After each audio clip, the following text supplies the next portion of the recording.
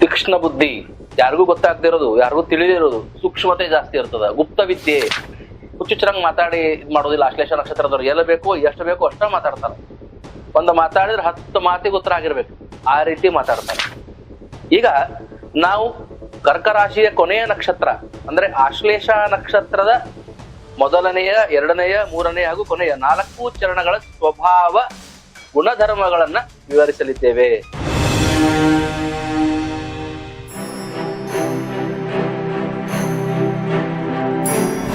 ಶ್ರೀ ಗುರುಭ್ಯೋ ನಮಃ.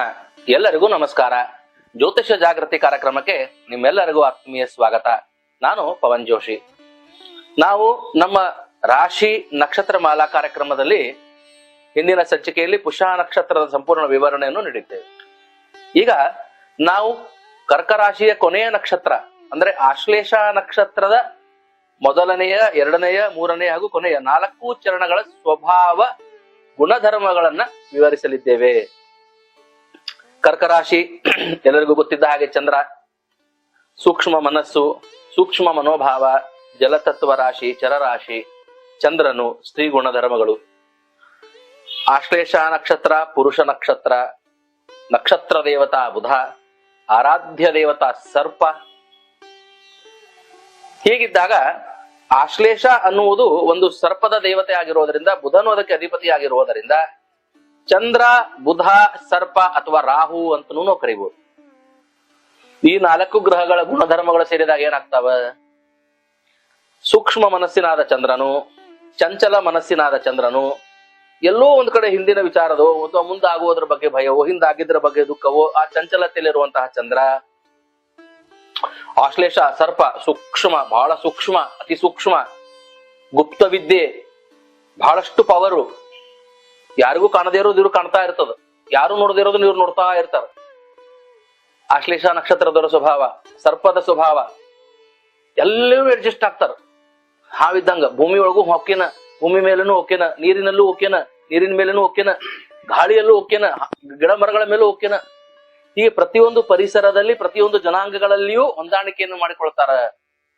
ಆಹಾರದಲ್ಲಿ ಏನೇ ತೊಂದರೆ ಆಗ್ಲಿ, ಜೀವನ ಶೈಲಿಯಲ್ಲಿ ತೊಂದರೆ ಆಗ್ಲಿ, ದುಷ್ಟ ಜನರಾಗ್ಲಿ, ಒಳ್ಳೆಯ ಜನರಾಗ್ಲಿ, ಸಾತ್ವಿಕ ಜನರಾಗ್ಲಿ, ಕ್ರೂರ ಜನರಾಗ್ಲಿ, ಎಲ್ಲರಲ್ಲಿ ಹೊಂದ್ಕೊಂಡು ಮಾಡುವಂತ ಜನರು ಇರ್ತಾರೆ. ಸ್ಪೈ, ಡಿಟೆಕ್ಟಿವ್ ಏಜೆಂಟ್ಸ್, ತೀಕ್ಷ್ಣ ಬುದ್ಧಿ, ಯಾರಿಗೂ ಗೊತ್ತಾಗದೇ ಇರೋದು, ಯಾರಿಗೂ ತಿಳಿದಿರೋದು, ಸೂಕ್ಷ್ಮತೆ ಜಾಸ್ತಿ ಇರ್ತದ, ಗುಪ್ತ ವಿದ್ಯೆ, ಮಾಟ, ಮಂತ್ರ, ಯಂತ್ರ, ತಂತ್ರ, secret, technology, technical skill, intellectual knowledge, ಹಿಂದೆ ಬಹಳಷ್ಟು ವಿಭಿನ್ನವಾದಂತಹ ಸ್ವಭಾವ ಆಶ್ಲೇಷ ನಕ್ಷತ್ರದವ್ರದಾಗಿರ್ತದ. ಕಾರಣ ಒಂದು ಸರ್ಪ, ಒಂದು ಬುಧ. ಬುಧ ಬುದ್ಧಿ, ವಾಂಗ್ಮೀಯತೆ, ಹುಚ್ಚುಚ್ಚರಂಗ್ ಮಾತಾಡಿ ಇದ್ ಮಾಡೋದಿಲ್ಲ. ಆಶ್ಲೇಷ ನಕ್ಷತ್ರದವ್ರು ಎಲ್ಲ ಬೇಕೋ ಎಷ್ಟು ಬೇಕೋ ಅಷ್ಟ ಮಾತಾಡ್ತಾರ. ಒಂದು ಮಾತಾಡಿದ್ರೆ 10 ಮಾತಿಗೆ ಉತ್ತರ ಆಗಿರ್ಬೇಕು, ಆ ರೀತಿ ಮಾತಾಡ್ತಾರ. ಇದು ಸ್ವಭಾವ.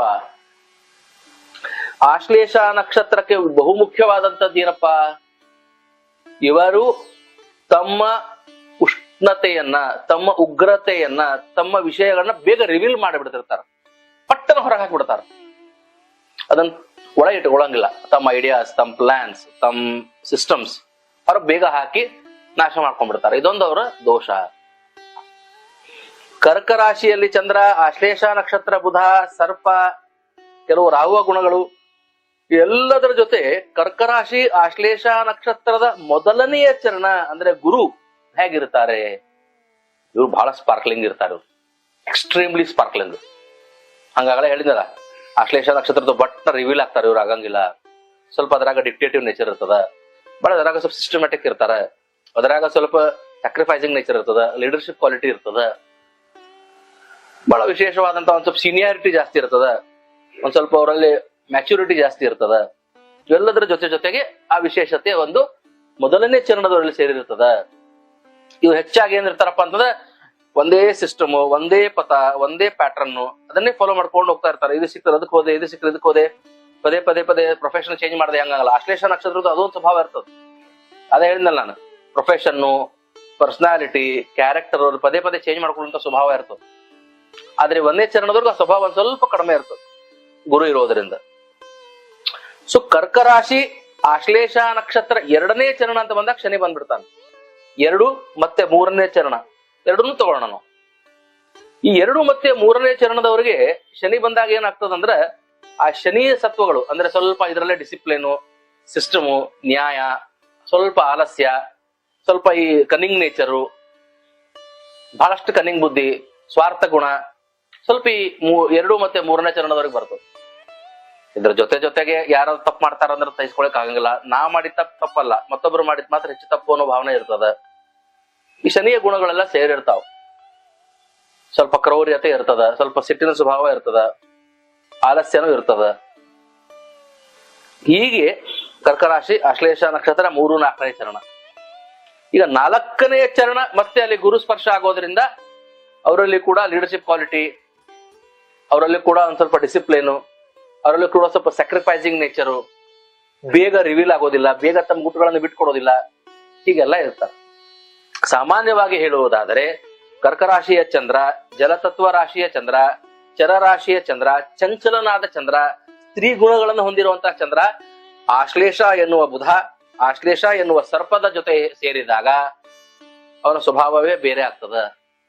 ಅದರಲ್ಲೂ 1ನೇ ಚರಣ, 2ನೇ ಚರಣ, 3ನೇ ಚರಣ, 4ನೇ ಚರಣದವರು ಹೀಗೆ ಸ್ವಲ್ಪ ತಮ್ಮ ಗುಣಧರ್ಮದ ವಿಭಿನ್ನತೆಯನ್ನು ತೋರಿಸ್ತಾರ. ಸಾಮಾನ್ಯವಾಗಿ ನಾನು ಹೇಳಿದ ಹಾಗೆ ಆಶ್ಲೇಷ ನಕ್ಷತ್ರದವರಿಗೆ ಮುಂಗೋಪ ಜಾಸ್ತಿ ಇರ್ತದ. ಅವರಿಗೆ ಬ್ಯಾಕ್ಟೀರಿಯಲ್ ಇನ್ಫೆಕ್ಷನ್ಸ್, ಸ್ಕಿನ್ ಪ್ರಾಬ್ಲಮ್ಸ್, ಚರ್ಮ ವ್ಯಾಧಿಗಳು ಬರುವಂತ ಸಾಧ್ಯತೆ ಜಾಸ್ತಿ ಇರ್ತದ. ಹ್ಯಾಲಸಿನೇಷನ್, ಭ್ರಾಂತಿ, ಪರಿಕಲ್ಪನೆ, ಆಗದೆ ಇರೋದನ್ನೇ ಕಲ್ಪನೆ ಮಾಡೋದು, ಆಗದೆ ಇರೋದನ್ನೇ ಪ್ರಯತ್ನ ಮಾಡೋದು, ಇಂಥ ಸ್ವಲ್ಪ ದೋಷಗಳೆಲ್ಲ ಇರ್ತಾವ.